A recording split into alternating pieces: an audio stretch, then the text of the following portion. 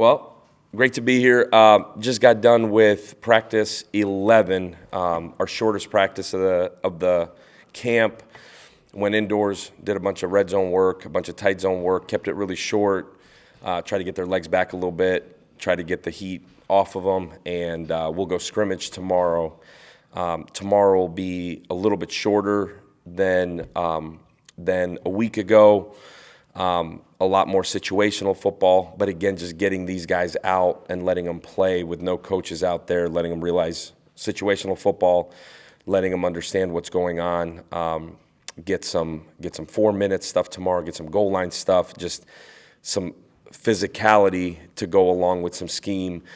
And then we'll come back and have an off day, have 3 days of camp, really finish up our installations, finish up the camp portion of preseason, and then go into next week a normal game week, which would be a mock game week, as we call it, Sunday through Saturday, like what a game week would be, and then we'll repeat it again the week of Western Kentucky. So we've done really nothing on Western Kentucky up until this point and won't for the next 4 days, and then we'll turn the page on Sunday.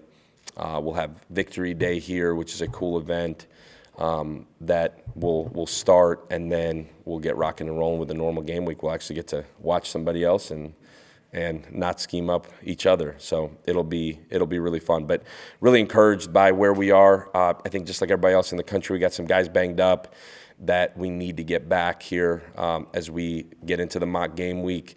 Had some young guys step up, which has been really, really cool. But we got to get some guys that are banged up back.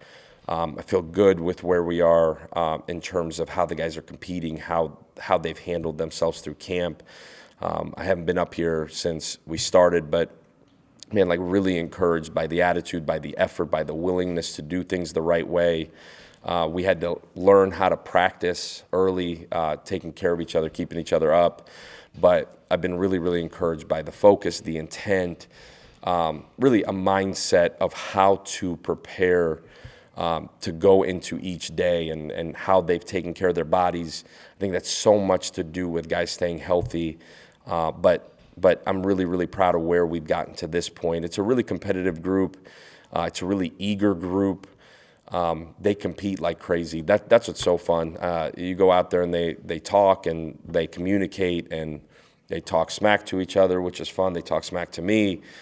It's been a fun, energetic, competitive environment. Does that result in wins? I don't know, but I think it certainly gives us a chance as we've come together as a team to really trust each other, learn about each other. That's been really the theme of camp, is learn and grow, to love each other, trust each other. At the end of the day, among everything else going on in college football right now, it's still a team game, and the guys that stick together and handle adversity the best are going to be the ones that win games in the fall. So really excited with where we are, really proud of where we are, and take any questions from there. Coach, looking at all 3 phases of the game, offense, defense, special teams, after 11 practices, are you where you thought you would be? Are you ahead? Are you behind? What do you think? Yeah, that's a good question. I think we are behind offensively where I thought we would be, simply in the sense of playing really fast, playing within the system, operating like we want to. We've built up more opportunities to do that through camp, but I feel like we are just catching up there. Today was the best day the offense has had. Played free, ran around, had fun. It looked like, from a mechanics standpoint, what you think it should look like. That's also the case. Year one, installing such a drastically different offensive system, you're always going to be behind. We've not told the kids that this is normal, because we just continue to push them that it's not. But it's the offense has been behind at least what I had hoped that they would be at going in. Not from an effort, attitude standpoint, more, and not even a scheme standpoint, more so operating within the system. Defensively, I feel like we installed a lot early and then have been able to just dabble with little things as we've gone. I felt like they've had the ability to play faster on the defensive side of the ball. Think less, play faster, been really physical.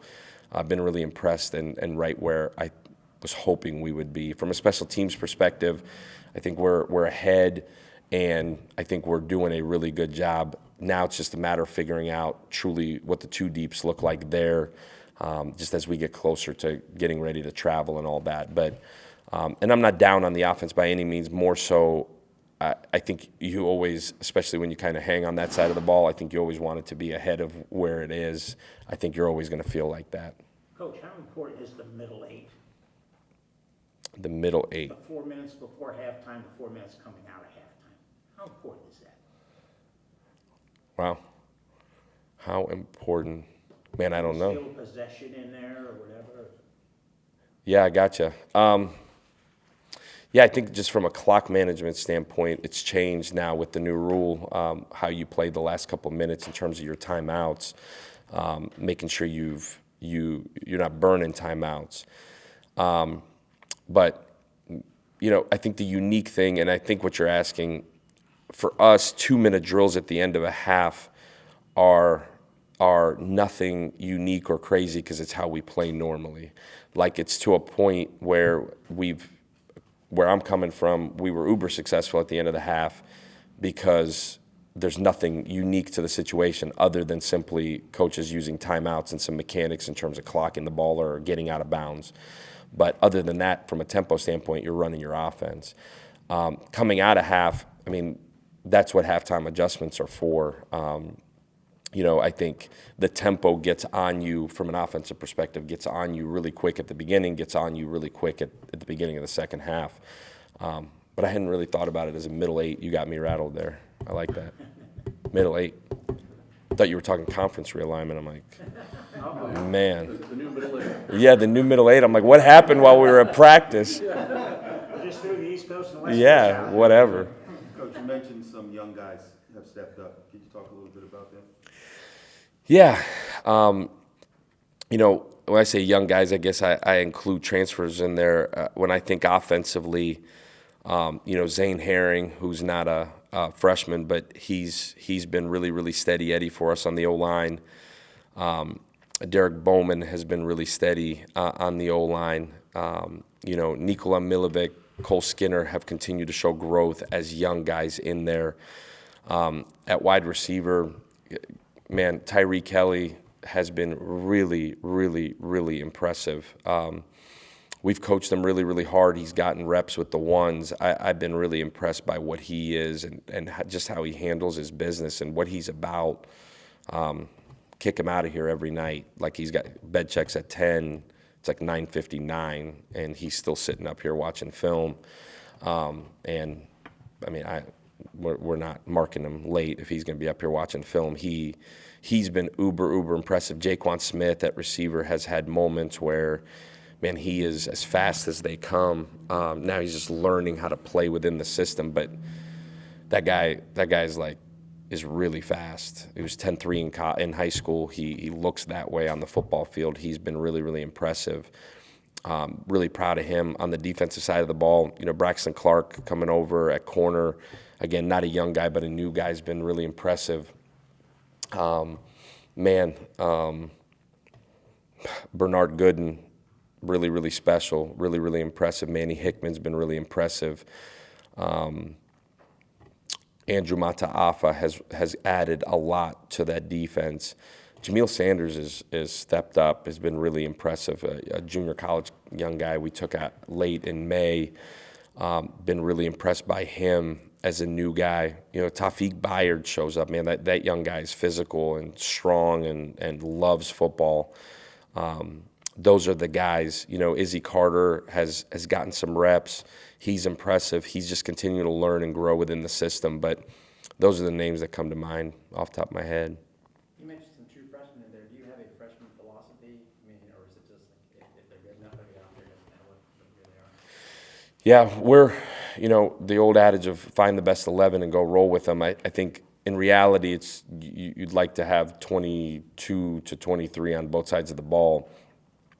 In terms of freshmen, I really think the one thing you can do is screw a guy up by playing him too early and really kill their confidence. I've seen that over the years really hinder guys. I truly think, I'd rather play them too late than too early and make sure they're ready to go. But you're going to play the guys that you feel like give you the best chance to win. And especially early here as we're going into year one, man, if a guy can help you, he can help you. The one thing I wouldn't do is burn a guy's red shirt on nonsense. But man, if they're ready to go, they're ready to go. Like a guy like Tyree has come in and he don't care what year he is or how old he is. Like, that guy's out here to take somebody's job. And so, if they're ready to help us, and there will be a handful that are, we'll play them. And probably as it goes through the season, play more and more and more. You hope the natural progression is special teams to offense or defense. So that's kind of the plan. What were your big takeaways from your scrimmage, and what do you hope to see more than anything tomorrow? Yeah, I thought the scrimmage, I thought the offense did not operate well at all early. Really unimpressed, and I thought took a while to get going. Again, really the first time that coaches were truly off the field and they had to go figure it out on their own. We try to practice that way, but I think inevitably there's always like this safety net behind you that coach will get me right if I'm not right. The offense in that scrimmage had 13 drives, and the first 9 stalled out. A lot of penalties, pre-snap, typical first scrimmage stuff. Again, I think our standard is that doesn't happen, but it happened. The thing I've been proud of, and that scrimmage was in that same boat, is the lack of turnovers. Like, took care of the football, but punted on 9 in a row, or went for it on 4th and didn't get it, and then the next 4 drives the offense scored. So took a while to get going, and then again I think the tempo starts to wear on you a little bit, and we were able to get going. So defensively, I thought came out on fire and were really, really good, really sound, tackled for the first scrimmage. I thought tackled extremely well. I was really proud of that. So those were my takeaways from the scrimmage. Tomorrow, what are you hoping to see? What's something you want to see cleaned up, or something you want to see come out of tomorrow? Yeah, defensively, tackle extremely well in space. I think continuing to make that really, really important. Effort, attitude on that side of the ball, playing extremely hard and tackling extremely well in space. On the offensive side, operate. Put drives together, operate, have situations where O-line, quarterback have to understand third down, have to understand red zone, have to understand situational football in a 4-minute offense, in a 2-minute offense. Operate, be us, and you want to see, obviously, a fast start. So hard to sneak up on anybody when you see it every day. So, but those 2 things. And then we'll have a little bit of special teams in there too. Same deal. Be able to punt the football, be able to return the football with no coaches out there. But you want it to be clean. You want the penalties cleaned up. You want it to be clean on both sides of the ball. I think you'd be really happy leaving that if you were to say, man, we operated well on both sides of the ball. No pre-snap penalties. Within the game, penalties happen, but no pre-snap things, and feel like you tackled really well. I'd feel really good leaving there. You alluded to some guys getting injured without naming names. Is it like to the level of big concern type things, or just training? Yeah, I think a little bit of both. And I'll always let you guys know if somebody's going to be out for an extended period of time. I probably wouldn't before week 1. The way you play offense and what you believe in offensively, how has it evolved? Like, is there just a time where you just picked up things from different people, or to get to where you are now? How has the process gone? Where you arrived at what you put out there? Yeah, I think we're still arriving there. This camp was so big for us to see, especially on the offensive side of the ball, all these new bodies. I didn't mention like a Michael Brown-Stevens, who was a transfer earlier. Like, what is Michael? How does he fit? We talked about Tyree Kelly. We talked about Jaden Alexis. Like there's another guy I sometimes forget, but like they weren't here in the spring. So figuring out those guys, our tight end situation, man, like we're better there than I thought we were. So figuring out, that receiver room, figuring out the tight end room, figuring out the running back room, certainly figuring out the quarterback situation, and then scheme it around the best 11 that we've got. I think in reality, we're deeper at running back than I really thought. We're deeper at tight end than I thought. To be honest with you, we're deeper at receiver than I thought. And I'm talking skill spots. So with that being said, you can do more and different than maybe some places I've been. But it's all a big mix of growth. We were at Iowa State, we were really good at tight end. Like we had 3 tight ends that all ended up going and playing. 2 of them are still playing. So you'd be silly to have any of those 3 sitting on the bench with you. So we ended up being a bigger team. At the place down the road, we had 3 receivers that are currently playing in the NFL. So you're probably going to keep those guys out there. You keep going. Tennessee, like we were different there. We didn't have the running back depth. We had the receiver depth, so you end up being more receiver heavy. I think as we finish up here these last 4 days of camp, that's where, and we've sat down every 3 days and talked personnel on both sides of the ball. I think we're going to sit down one last time and say, man, like these are our guys. These are the guys that we got to get the ball to offensively.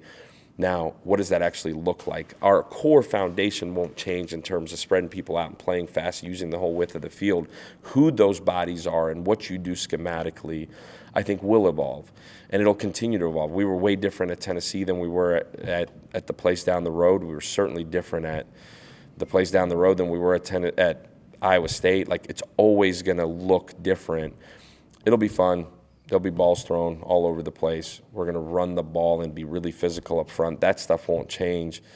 The schemes themselves will continue to adjust to get – you want to get the ball to your playmakers in space. At the end of the day, that's the science behind it. Are you the type that likes to get into philosophy and drawing up plays and talking it and drawing it on the board? Do you enjoy that type of thing and just trying to figure out something new to do?